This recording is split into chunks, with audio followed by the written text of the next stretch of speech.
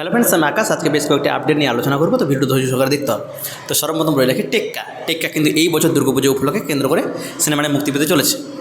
অনেকেরই এক শ্রেণীর দাবি করছে যে টেক্কার কিন্তু সেরকম হাইপ লক্ষ্য করা যাচ্ছে না। তাদেরকে বলে রাখি, টেক্কা বেসিক টাইপের একটা হাইপ রয়েছে। এটা তো কমার্শিয়াল সিনেমা নয় যে সোশ্যাল মিডিয়াতে বিশাল একটা হাইপ থাকবে। এটা সাইকো থ্রিলার টাইপের সিনেমা। এই টাইপের সিনেমাগুলো এরকমই একটা হাইপ লক্ষ্য করা যায়। পুজোতে বেশ কয়েকটি সিনেমা রয়েছে, তার থেকে টেক্কারই বেশি কিন্তু হাইপ লক্ষ্য করা যাচ্ছে। তবে কেমন বক্স অফিস করে এটা সময় বলে দেবে।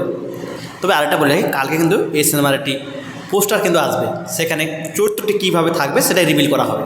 আপনারা কিছুদিন আগে দেখেছেন যে রুক্মিণীর চরিত্রটা রিভিল করা হয়েছে। এটা থেকে স্পষ্ট হয়েছে যে রুক্মিণীর চরিত্রটা কী থাকতে পারে।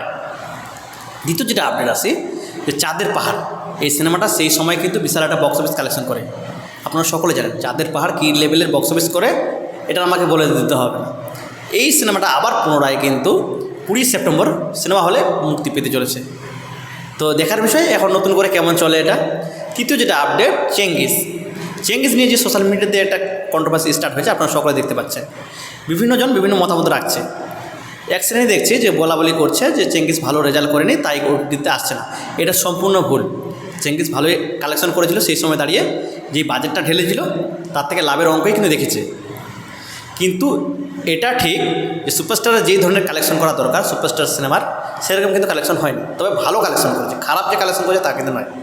তারা যে এটা বলছে যে চেঙ্গিস ভালো রেজাল্ট করেনি ওই জন্য ওটিটিতে আসছে না, এটা ভুল, সম্পূর্ণ ভুল। ওটিটিতে অবশ্যই আসবে, সেরকম কিন্তু ব্যাটে বলে মিলে নেই বলে আসছে না। তবে উপযুক্ত টাকা না পেলে একটা প্রোডাকশন হাউস তো ছেড়ে দেবে না সিনেমাটাকে, তাই না? পরবর্তী যখন সিনেমাটা তার যেন ওটিটিতে আসবে বা টিভি রেটতে আসবে, সমস্যাটা কমে যাবে বা একটু দাম পড়ে যাবে। এটাও ঠিক, বর্তমানে রিসেন্ট কয়েকটা সিনেমা জিতের যেভাবে চলছে, এটা সুপারস্টার সিনেমা কিন্তু এই লেভেলের চলাটা ঠিক না। এটা ঠিক, বর্তমানে পরিস্থিতি তার একটা খারাপ দিকেই চলছে। এই পরিস্থিতি খারাপ কিন্তু সবার জীবনে আসে, যেমন এসআরকের জীবনেও কিন্তু সেম সিচুয়েশনটা হয়েছিল, আপনারা সকলে জানেন। পাঠান এবং জওয়ান দিয়ে সে কিন্তু কামব্যাক করে, তো কিংয়ে থাকে। একটা মানুষের খারাপ সময় যেতেই পারে, খারাপ সময় গেলেই যদি ভেবে নাও যে সুপারস্টার চলছে না, এক শ্রেণী এটাও বলাবলি করছে যে ফ্লপ স্টার ইত্যাদি ইত্যাদি, বা তার ডাউন মার্কেট এখন চলছে না, চলবে না, এর থেকে বাংলাদেশের হিরোরা ভালো কালেকশন করছে, তারা সম্পূর্ণ মূর্খর যোগে বসবাস করছে। একটা মানুষের জীবনে খারাপ সময় আসতেই পারে। এসআরকে জীবনেও খারাপ সময় এসেছিল। এবং সাকিব খানের কথা যদি বলি, বাংলাদেশের তারও একটা সময় কিন্তু খারাপ সময় চলছিল। রিসেন্ট তার কয়েকটা সিনেমা ভালো ওয়ার্ক করেছে, কিন্তু আগের সিনেমাগুলো দেখলে মুখ থুবড়ে, বহু সিনেমা ছিল তার মুখ থুবড়ে পড়েছে, এটা বাস্তব। এবার আসি এসবিএফ কিন্তু এবার ধোঁয়াশার মধ্যে পড়ে গেছে। আপনারা সকলে জানেন এসবিএফ কিন্তু দুর্গাপুজো উপলক্ষে প্রত্যেক বছর কোনো না কোনো কিন্তু সিনেমা নিয়ে আসে। এবার তিনি ধোঁয়াশার মধ্যে কিন্তু পড়ে গেছে, মানে দুটা নাম মধ্যে পড়ে গেছে। রাহুল মুখার্জি যে ছিল পরিচালক, সেই সিনেমাটা তো এই মুহূর্তে আসাটা অসম্ভব, আপনারা সকলে জানেন। তবে এবার শোনা যায় সন্তান সিনেমাটা রিলিজ দিতে চাইলেও এটা একটা সমস্যা সৃষ্টি হয়ে গেছে। সন্তানের রয়েছে রাজ চক্রবর্তী এবং মিঠুন চক্রবর্তী। তবে রাজ চক্রবর্তী এবং মিঠুন চক্রবর্তী এই সিনেমাটা নিয়ে অনেক দর্শক মহলের একটা চাহিদা অবশ্যই রয়েছে।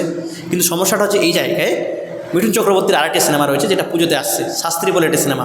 সোম এবং মিঠুন চক্রবর্তী কিন্তু পুজোতে আসছে। মিঠুন চক্রবর্তী কিন্তু কোনোভাবে চাইছে না যে তার দুটো সিনেমা দুর্গাপুজো উপলক্ষে আসুক, এটা নিয়ে একটা সমস্যা। দ্বিতীয় যেটা আরেকটা এসবিএফের সিনেমা রয়েছে যেটা সুজিত মুখার্জির সঙ্গে। তো সুজিত মুখার্জি আমার টেক্কা সিনেমাটা কিন্তু অলরেডি পুজোতে অ্যানাউন্সমেন্ট হয়ে গেছে, সেটা আসছে। সুজিত মুখার্জিও কিন্তু চাইছে না, কারণ টেক্কাটাকে তিনি এগিয়ে রাখতে চাইছেন। তো এটাই বলা ছিল। এই ছিল আজকের মতো। আমাদের নিউজ যদি ভালো লাগে অবশ্যই লাইক কমেন্ট শেয়ার এবং ফলো দিতে ভুলবেন না। আর অবশ্যই